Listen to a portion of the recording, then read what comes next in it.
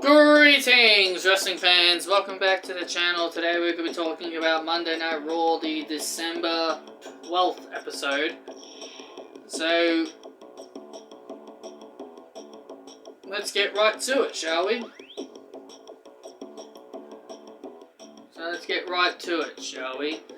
We started things off with Alexa Bliss taking on Bayley in a #1 Contenders match, where the winner faces Bianca Belair. I have no idea when, possibly Royal Rumble. Bayley comes out with damage control, but then Becky Lynch attacks Dakota and Io. Funny enough, we don't see Becky Lynch ever again after this. But yeah, Becky makes sure that Bayley has to fight Alexa Bliss alone. Alexa Bliss ends up winning the match with a Twisted Bliss. Alexa Bliss seems to be that one person that Bayley can never be. You know, when we look at the list of horsewomen that Alexa Bliss has defeated, she's probably got like the highest percentage against Bayley. She's beaten her like probably about 90% of the time. Alexa has a 0% victory rate over Charlotte Flair, possibly a 50-50 rate with Sasha Banks, because they've traded victories with each other multiple times. And I think Alexa has a high victory rate over Becky Lynch. Has a high victory rate over Becky Lynch. But Bayley just seems to be that one horsewoman she always defeats. But yeah. Just when I look at all the horsewomen that by her records. But yeah. I know people wanted a fresh match, so yeah. I guess it's a fresh match for Bianca, but I still don't really care. Bianca's title reign has gone on for way too long. But I don't think Alexa Bliss is dethroning her. I still would rather Rhea. I still would rather Rhea Ripley be the person that dethrones Bianca Belair. So, really, Rhea Ripley should be the #1 contender, not Alexa Bliss. But you know, Triple H didn't want to do Rhea versus Bianca at the Royal Rumble. Hopefully he does it at Mania with Rhea Ripley winning the title. But right now the rumored matches for Mania are either Bianca and Charlotte or Rhea and Bianca. I would rather Rhea and Bianca, even though I love Charlotte. I love Charlotte, but I would rather Bianca and Rhea. We get AJ Styles taking on Chad Gable. Who do you think won this match? Do you think Chad Gable would get a big victory? Of course not. Chad Gable's turned into a joke. He's basically a jobber now. Despite that he does get an entrance. Despite that I love saying shush please every single week. Despite that I love saying shush please every single week. It's just not as exciting when you know Chad Gable is just gonna lose. I know it's AJ Styles, but still. Chad Gable is just so underrated.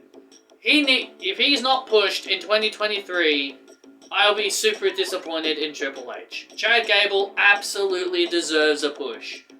I just hope Triple H is not burying the Alpha Academy just because it's a Vince McMahon creation. I just hope he's not burying them just because it's a Vince McMahon creation.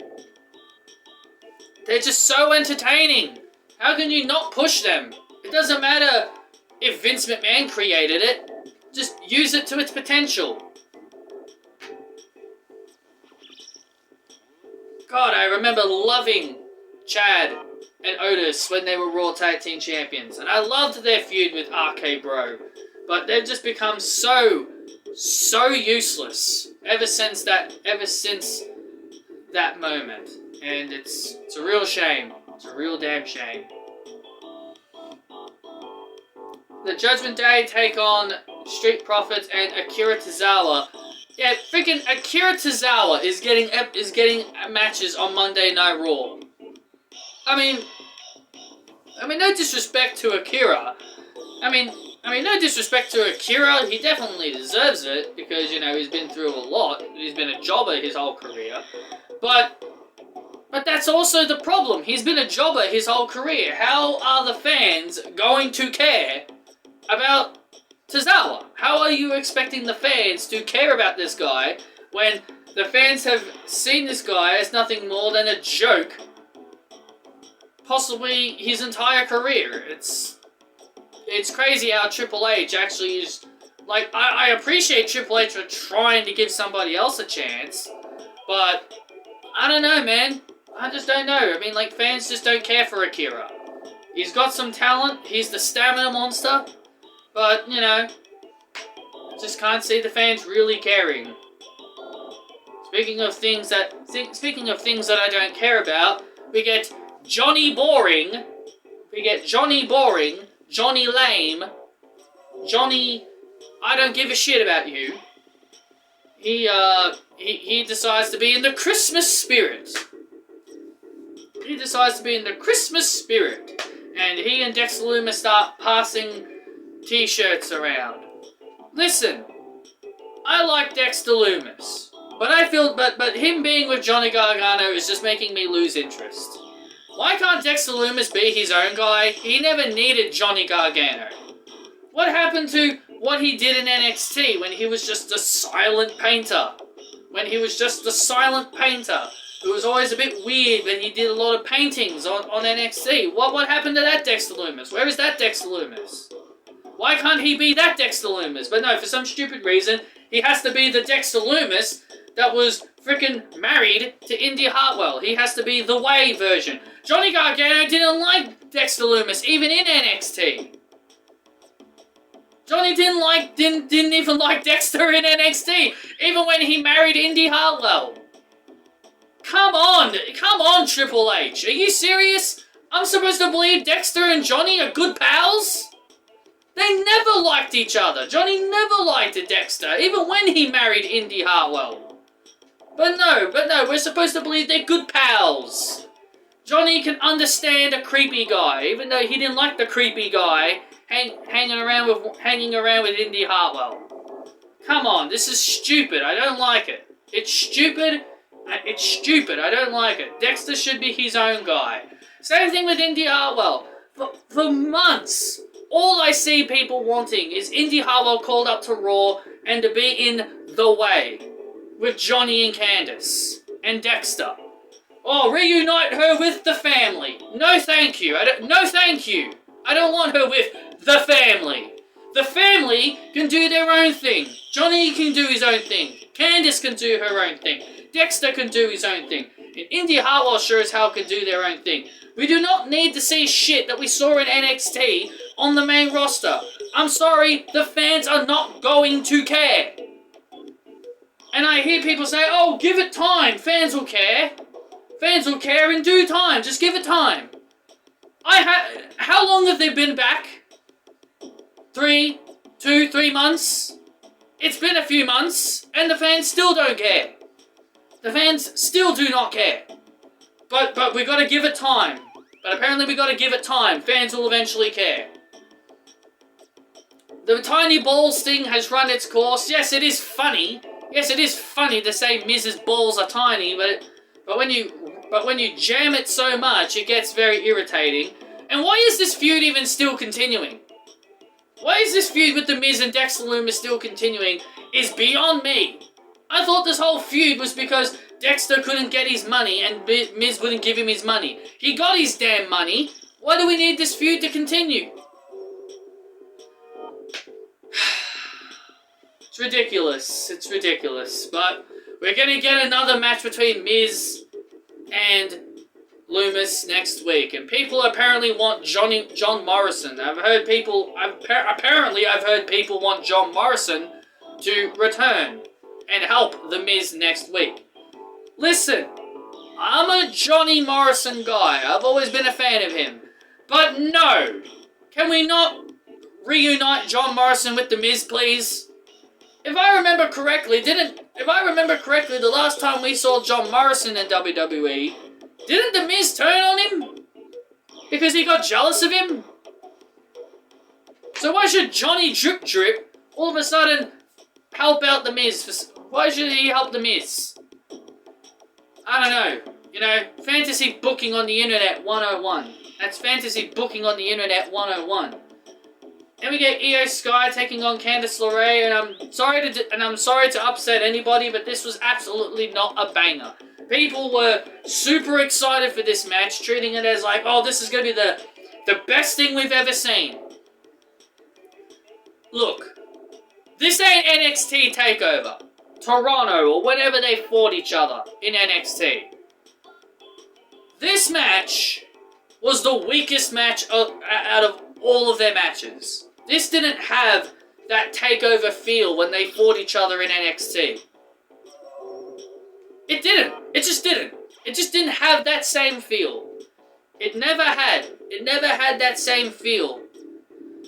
It was slow, boring, and look. Candace LeRae, I don't care how long she's been out of the ring. Because I hear people say, oh, Candace, she's been out of the ring for a while. She'll get better. I don't think Candace LeRae is herself. More importantly, they did a spot where Candace poisoned Kenrana's Io on the concrete floor, and it looked horrendously bad. It looked like it was a complete utter botch that could have really done some damage to Io. But, Io is lucky to be okay. Io is willing to take these nasty bumps, which I will applaud Io. She is willing to take these crazy stunts, which I applaud her for. But it looked so dangerous that could have really, really done some damage to Io. And then I have someone tell me, oh, she's been out of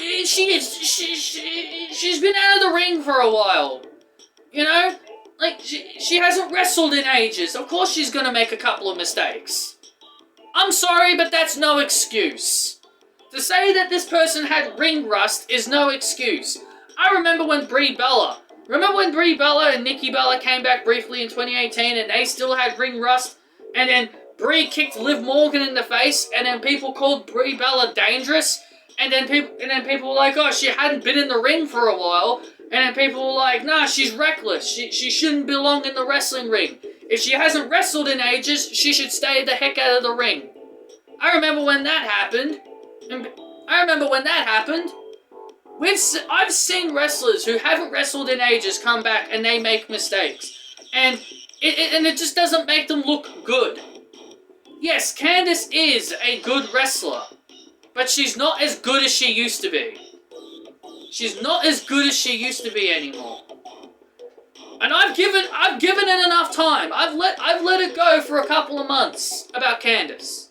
But that Poison Kenrana spot that could have seriously hurt Io really made me go, nah, she's not as good as she used to be. She's not as good as she was in NXT. And if you don't like that opinion, then tough. But Io Skye ended up winning. Candace's whole mission was to get revenge on Damage Control for injuring her. Well, Candace, looks like your mission is over.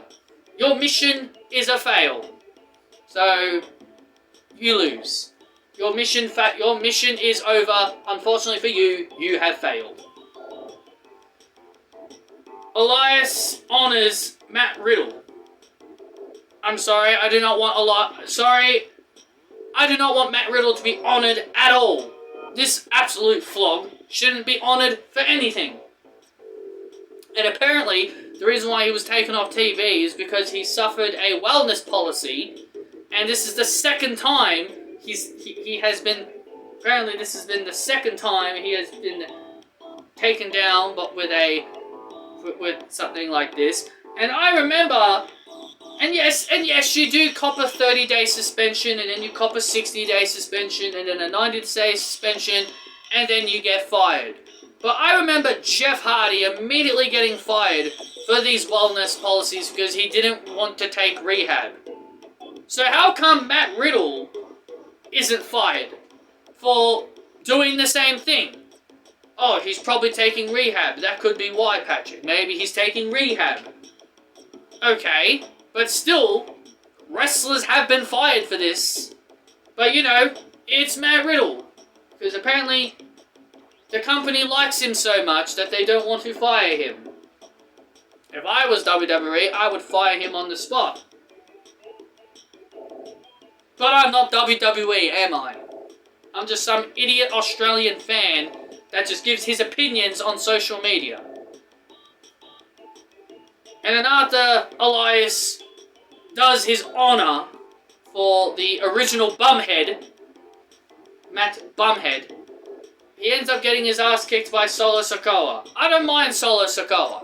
Despite how I'm bored of the Bloodline, he's probably the only guy I'm not bored of. I do like Sikoa. I think he's pretty dominant. He's pretty dominant, and he knows how to get the job done in the ring. And he now does the Samoan Spike, which I think is pretty cool. Anyway, so after the match, Kevin Owens runs down to help Elias, but he doesn't do it to help Elias. He does it to get revenge on the Bloodline. Then we get Rhea Ripley taking on Asuka. Asuka doesn't have her face paint anymore, which I thought was interesting. Asuka has been acting quite weird on social media. And so, yeah. I think this is definitely leading to a character change. Rhea Ripley ends up defeating Asuka with a Riptide after Asuka spits mist in Dominic's face. And then our main event was Bobby Lashley taking on Seth Rollins for an opportunity at Austin Theory's United States Championship. Seth Rollins ends up winning the match, and apparently what happened was a controversial ending. I don't know how what happened was controversial. I don't consider it controversial at all. The referee just wanted to avoid Seth was about to smash into the referee by sending Lashley back into him, and the referee just wanted to get out of the ring, and then he hurt his leg. I don't think it was controversial. I think it was as clean as a whistle. But, it's just my opinion. But Seth Rollins won with a pedigree. Bobby Lashley loses his shit and he attacks the officials. Adam Pearce tells him off like he did last week. And then Bobby Lashley shoves Adam Pearce. Adam Pearce gets mad and then he fires Bobby Lashley. Yes, he just straight up fires him. That was interesting. I thought he was just going to suspend him, but no, he just straight up fired him. And I believe the firing is just a storyline. I don't think this is legitimate. I don't think this is a legitimate firing. I think this is just a storyline firing. So, there you have it. That's what I thought of this episode of Monday Night Raw. Overall, it was boring. Yes, seeing a lot more women's matches does help. But my God, is it boring. 3 hours is such a slog to get through, especially when it's full of wrestlers. That some of them I don't really care about. But either way, it was a lackluster show. Pretty damn boring if you ask me. Anyway, those are my thoughts on this episode of Raw. Hit that thumbs up, give me your thoughts down below, and I'll see you all next time.